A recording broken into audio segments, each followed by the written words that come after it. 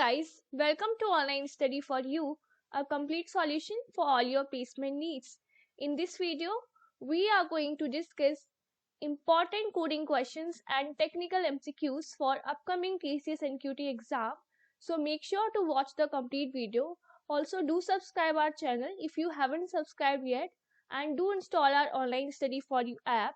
This app has all the materials free as well as paid which is needed to prepare you for the upcoming company's exam, right? So make sure to check the app. The app has all the material which is needed to prepare for upcoming company's exam. So make sure to check the app. The link for the app is given in the description itself, right? So let's start with the video then. Here's your first question, guys. So basically we have to tell the postfix form of the expression a plus b into c into d minus c into f, and this divide g, right? So guys, these kind of questions are very common in TCS and other companies exam as well. Like they can ask you infix to postfix conversion, or infix to prefix conversion, or like postfix to prefix conversion. So these questions are very common and most repeatedly asked, right? So let us see how to solve this particular problem. So see, whenever you have to do this sort of thing, so first thing is that first rule is that first solve the bracket. First we have to solve brackets, right? So here see, a b. Also in postfix, what is the rule? That operands will come first and then operator. This is for postfix, right? So a plus b is given here. So first brackets will be solved as I've already told you. So it will be a, b and then plus, because I have told now that first operand will come, then operator. So this bracket is solved, right? Now let's come to this bracket. So here we have, see, multiplication has much higher precedence than this my subtraction, right? So we will do c d, right? And then we will subtract it, because this whole expression is inside a bracket, so we have to solve the complete bracket. It is going to be, first you multiplied cd, so it is going to be cd asterisk, and then we subtracted this complete from this e, it is going to be e minus, right? Now we are left with these things. So always remember, when we have two operator of same precedence, see guys, multiplication and this division both have same precedence, right? Also plus and minus both have same precedence. So in that case, what we have to solve first? Always solve the operator which is in the left side. So here you can see multiplication is in the left side, so we will solve the multiplication first, right? So what will happen now? This complete term and this complete term, that is this one and this one, will be multiplied, right? So what is going to be the answer after doing this multiplication? cd multiply e minus asterisk, right? So this much part is done. Even by this much part we can check our answer, right? ab plus cde into e. So even this much part will help you, let you know. See, you can, from here itself you can see that c is going to be the right answer, but let me solve it completely so that it can be clear for you. Now, so this much part is done. Up to here we have done the thing. Now comes, so we have to multiply this whole with this f, right? So it is going to be f and then multiply. So now this much part is done up to f.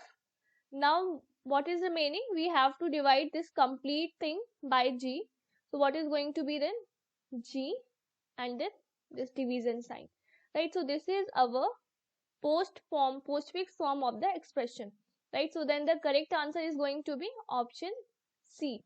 Okay, so guys, keep practicing these sort of questions, and if you have any doubt, do comment. I will try my best to reply you all, right? So let us see the next question. The data structure required to check whether an expression contains a balanced parenthesis is. This is a very common data structure, right? And I hope that you all must be knowing the question. So guys, what you can do, if you are already aware of the answer, just comment the video, put your answer, and then resume the video, and then check whether your answer is correct or not, right? So for this one, the correct answer is going to be stack, right? So we use the stack data structure to check whether an expression contains a balanced parenthesis or not, right? Let's see the next question now. The data structure required for breadth first search on a graph is, so which is going to be the correct answer? Breadth first search, right?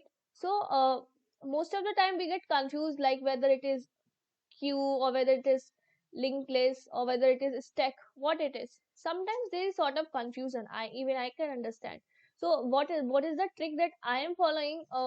Just remember BQ, and whenever you guys BQ, so with BFS Q, BFS Q. So this is a kind of short trick I thought to share with you all, right? So for BFS, which data structure is required? Q. Whenever someone asks me the breadth first search, I remember BQ. That means for breadth first search we use Q. I hope this trick has helped you, right? So if it has really helped you, just comment it down and let me know. Yeah. So the correct answer for it is going to be Q. Now here we have next question. So I thought to put a kind of question here instead of this MCQ, that describe the basic operations on a list, right? So what are the operations that we can do on a linked list? um First one is we can insert the elements, right? So insertion is possible. Next one is deletion, right? So deletion is possible. And traversal, you can go through the list one by one, this is possible. Also guys, if you want us to make videos on some topics regarding linked list or queue, this is also let us know, so accordingly we can prepare, right? So what is a linked list? Just let me give you a quick intro. So linked is a very famous data structure, a linear data structure. Basically it consists of two fields. So one field contains data or information, and another field is a pointer field. I hope you must be aware of it. Just I'm giving a quick introduction kind of thing. So this pointer field is stored the address of next node. So this is our first node, and this pointer field contains the address of next node. So this is what a linked list is. I hope now it's clear, right? So yeah, let's move further. Okay. So now here we have a coding question, that given an array of integers ARR, return true if and only if it is a valid mountain array. Recall that ARR is a mountain array if and only if ARR dot length greater than equal to 0. So this is a kind of base case. First we can check that length of array, whatever array is given to you, should be greater than equal to 0, greater than equal to 3, right? There exists some I with 0 less than I less than ARR dot length minus 1, such that ARR 0 less than ARR of 1 less than ARR of I minus 1 less than ARR I, and also ARR of I greater than ARR of I plus 1, and this is how it goes.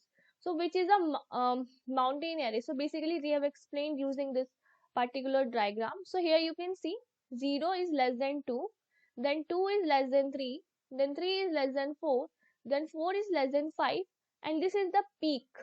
And after this peak, what will happen? Now what we will get, that ARR of I is greater than ARR of I plus 1 after the peak. So 5 is our peak, and after this what we will get, this 5 is greater than 2, 2 is greater than 1, and 1 is greater than 0. So first the sequences, or first the elements of the array are strictly increasing, and then they are strictly decreasing. So this is what our mountain array. But here let us see another example. See, here we have 0, then 2, then 3, but here you can see they both are equal, which is not allowed, right? So from here itself you can see that it is not a mountain array. Also then we have 3, 5, then 5, 2, 1, 0. So it is increasing, but it is not strictly increasing, because here this 3 and 3 are equal. So it is not a mountain array. Let us see the input and output as well. So in the input they will provide you n and then the number of elements.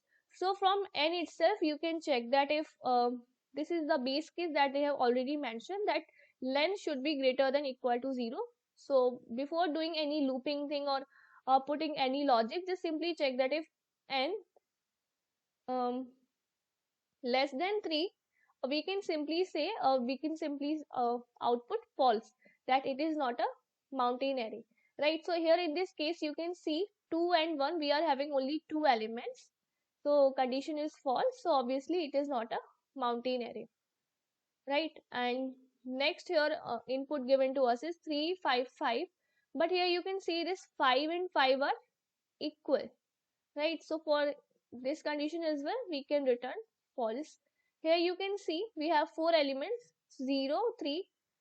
So here 3 is acting as a peak element. What happened, 0 was less than 3, and then after the occurrence of this peak element 3, we are getting that 3 is greater than 2, then 2 is greater than 1, and this is a peak array. Let me explain you by making a diagram like this. So 0 3 2 1, right? So here you can see 0 is less than 3, okay? 0 is less than 3, and then what is happening? So first it is strictly increasing, right? And then after the occurrence of 3, this is our peak element, it is strictly decreasing, that is 2 is 3 is less or 3 is greater than 2, and then 2 is greater than 1, so it is decreasing, right? So this is our peak array. Now let us see the implementation, or basically first the approach and then we will see the implementation using C. Also guys, that during coding videos I got comments like, oh, ma'am, do the things in C. So I would recommend that. So it is very important that you should be aware of object oriented language, right? Because during when you are doing the things, and you won't get that much help if you will do the things using C. So it is very very important to use the object oriented language. So that's why we at Online Study for You are launching a live Java course by Mr. Nikhil sir, right? So here he will cover all the basics to advanced concepts along with the interview coding questions. Specialized and ready-made notes will be provided to you for every class along with topic-wise assessments.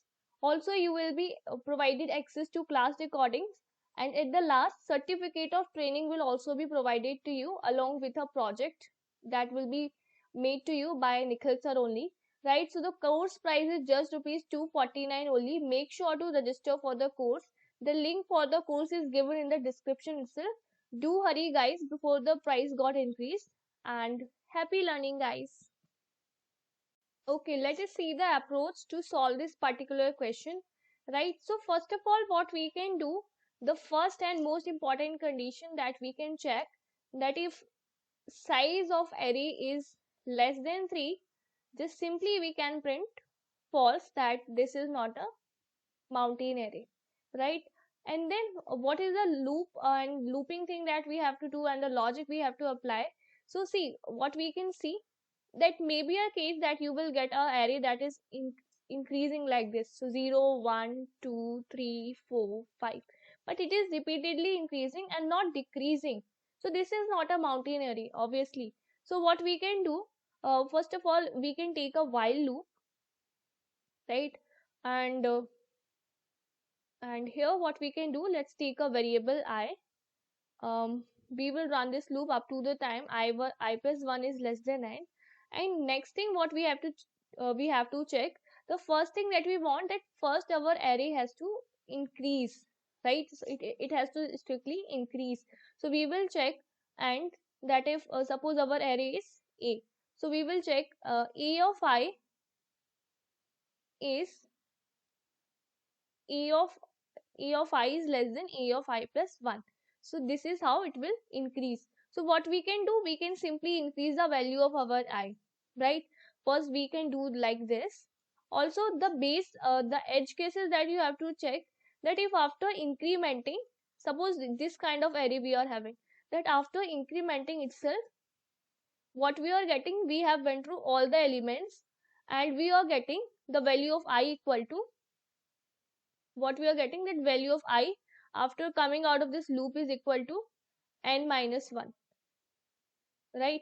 So in that case, what we will do, we will simply return false, because this is not a mountain array. Like for this condition, if you will check that first I value is 0, then it is going to be 1, then 2, then 3, then 4, then 5. 1, 2, 3, 4, 5, 6. Like now, if you will compare that 5 equal n minus 1 is going to be 5. This condition is going to be true, and we can simply say that it is not a mountain array, right? Also, maybe a case that this array, like this condition is never satisfied. Why? We are getting an array something like this: 5, 4, 3, 2, 1, 0. So in that case, a of I is not less than a of I plus 1. So this is a decreasing array. So the two base cases that we have to consider, that if after that, if our I never went into this loop, then obviously it is going to be 0.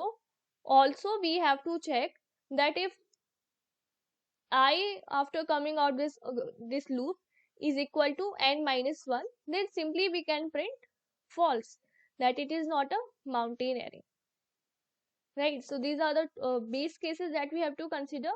Now suppose we are having a mountain array like this, right? So after coming out of the loop, so suppose we are having a mountain array like this. So the loop will run up to here, right? So the value of I is going to be, then here the loop will run, and now when this condition is not satisfied, that you can see here, a of I less than a of I plus 1. So this condition is not satisfied for this one. So what will happen, the loop will break and we will come out, and then next loop we can run to check. See, this loop is checking that whether our array elements are strictly increasing or not. So this is for strictly increasing. So when this part is done, what we will do, we will check for the same condition, that if our array elements are strictly decreasing or not, right? So a of I is greater than a of I plus 1, right? So here also we will keep incrementing the value of I, and after coming out of this loop, we will check that, see, if the array has gone through all the elements, it means, or simply if I has gone through all the elements, it means that this is a mountain array. That's why it is able to satisfy all these conditions, right? So we can check at the last that if I equal n minus 1, that is the size of our elements minus 1, size of our array, sorry, size of array minus 1. So in that case, what we will do, we can simply print that it is a mountain array, right? So we can print true. But if I value is not equal to n minus 1, then we can simply print false, that it is not a mountain array, right? So this is the simple logic, right? I hope you understood the logic that we have used. Now let us see the implementation using C. Okay, so let's take a variable n, right? Let's take it value as input from the user, right? And then we will run a loop for taking array elements as input, and here it goes percent this is our array, right? A of I. Okay, let me increase the size so that it is properly visible to you. I hope now it's clear, right? So next what we have to do, we have to first of all, like simply you can check that if n less than 3, then we can simply print that it is not a mountain array, then simply we can print false, right? But this is not the condition, right? So we will take a else, and here what we will do, we will take a variable j, right? And we will initialize it with 0. Now we will run a while loop, and here we will do while j plus 1 is less than n and a of j is, so first we have to check for strictly increasing. So a of j is less than a of j plus 1. So in that case what we will do, we will simply increment the value of I, right? Also we have to check for edge cases, that is if j equal 0 or j equal n minus 1. So we can simply print false, right? Otherwise, if this is not the condition, so we will take an else, and here we will run another loop. So we have already checked in for strictly increasing. Now let's check for strictly decreasing. So j plus 1 less than n and a of j is greater than a of j plus 1. So we have to increment the value of j, right? And yeah, here we will check if j equal n minus 1. So in that case it is a mountain array, right? So printf true, else printf false, right? So let us run our code, right?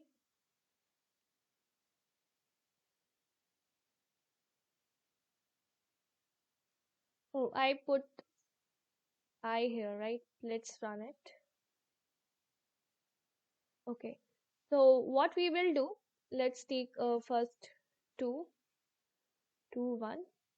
We are getting false because here we are having two elements only. Let's take another one. So 3 3 5 5.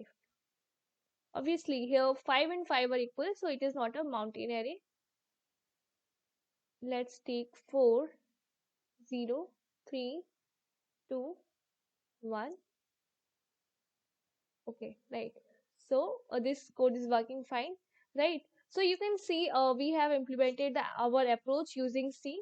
And guys, learning an object oriented programming language is very important. So if you want to learn, you can join our live course that is going to be on Java by Nikhil sir, right? The link for the course is given in the description itself.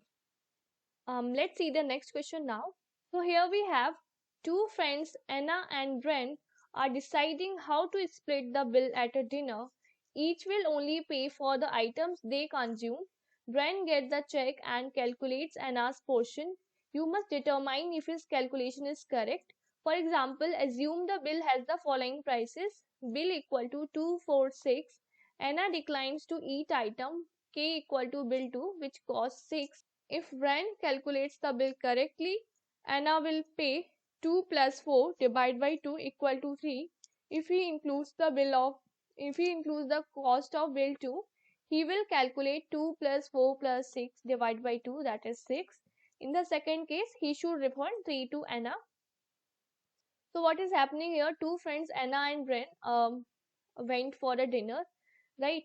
And they both have decided to split the bill at a dinner, but there is something that Anna doesn't like to eat, so he declined to eat this one, right? So what is happening? So if for example here bill 2 is the thing that he doesn't like, the price is mentioned 0 1 2, so this price isn't going to be paid by Anna. So if he will the brain will calculate the bill, so what is going to be the amount that Anna has to pay? So 2 plus 4 divided by 2, that is going to be 3. But by mistake what Brent did, he include the price of this element, or like this food as well. So in that case the bill is going to be 6 for Anna. But in that case, if he calculated the cost of bill wrong, he has to refund 3 to Anna, right? So the input format is given to us that first line contains two space separated integers n and k, and the number of items ordered and a zero based index of the item that Anna did not eat. The second L line contains n spaced separated integers bill I, where 0 less than I equal less than n. The third line contains an integer b, the amount of money that Brent charged Anna for her share of the bill. Right, so here first two line contains two separated integer. For example, here in this input we are having 4 and 1. Right, so 4 is showing the number of items ordered, and 1 is showing that the item that Anna denied to eat. Right, so these are the cost of the particular items ordered, that is 3, 10, 2, 9. So the brain, what should be the actual bill that Anna has to pay? So she is not eating this one element, right? So 3 plus 2, 5, and then 9 plus 5, 14. So 14 divided by 2, 7. So 7 is the actual amount that Anna has to pay, but Brent calculated it wrong and he has included this this price as well. So let us see. 10 plus 3, 13 to 15, and 24 divide by 2, that is 12. So Brent has included this price also. So what Brent has to do in that case, he has to simply return this much amount, 12 minus 7, right? So this much amount, that is 5, he has to return to Anna. So problem is kind of simple, right? So what we can do, just we can take a loop. We can simply go through all the elements and we can simply put a condition that if we are taking a counter variable, let us take I for running through the loop, and if in the case the I value is equal to this particular element that is given, the element that Anna refused to eat, right? So we can simply put a if condition there and we can compare if the value of I is equal to this. So we can continue the loop, right? And then we can calculate the sum for all the items eaten by Brent and Anna, and then we can take the average to calculate the bill that Anna has to actually pay, right? And then we can compare this value given in the input to the bill that we have calculated. If in the case the bill is correct, then what we have to do, we print correct calculated, right? Otherwise what we have to do, we have to simply print the difference. So for example, here 12 minus 7 is going to be 5, so we have to simply print the difference. So I hope the approach is kind of clear. Let us see the implementation using C, right? So let's take N,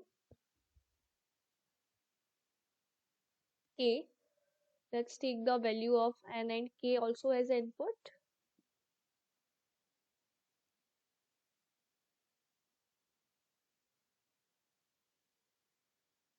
right? And then what we have to do, we have to simply take an array, right? So that is having n elements. So let's run a loop for inputting the elements of the array. I less than n, I plus plus, then scanf %d ampersand a of I. Next we have to take b. B is the bill calculated by Brent, right? So let's take this as well, int b scanf %d ampersand b, right? Now what we will do, we will simply run a loop for int I equal to 0. Also let's take a variable sum also to store the sum, initialize it with 0. Let's take another variable for, let's name it as avg, right? So what we will do, we will run a loop up to the I less than n, and here we will simply put the condition that if I equal k, right? So in that case just simply continue, else what we have to do, we have to add the items price into this sum variable. So sum plus equal to a of I, right? And after coming out of this loop, what we will do, we will take this variable avg to store the actual bill that Anna has to pay, right? So sum divided by 2. Now here we will compare if avg equal b. So we have to print correctly calculated right? Else what we have to do, if this is not the case, we have to print the difference, right? So percent d and b minus avg, right? So this is what we have to do. So yeah, we are good to go. Let us run this.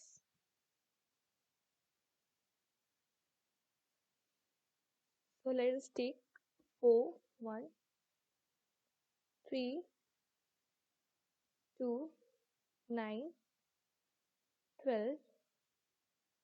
So we are getting 5, right? But if in the case we will put 7 here, so let us run it again. 4 1 3 10 2 9 and 7. So we are getting correctly calculated, right? So this is working fine. So I hope you liked the video and you understood all the questions that we discussed in the video. Keep learning guys, keep watching the video and do subscribe our channel and do install our online study for you. Bye bye guys.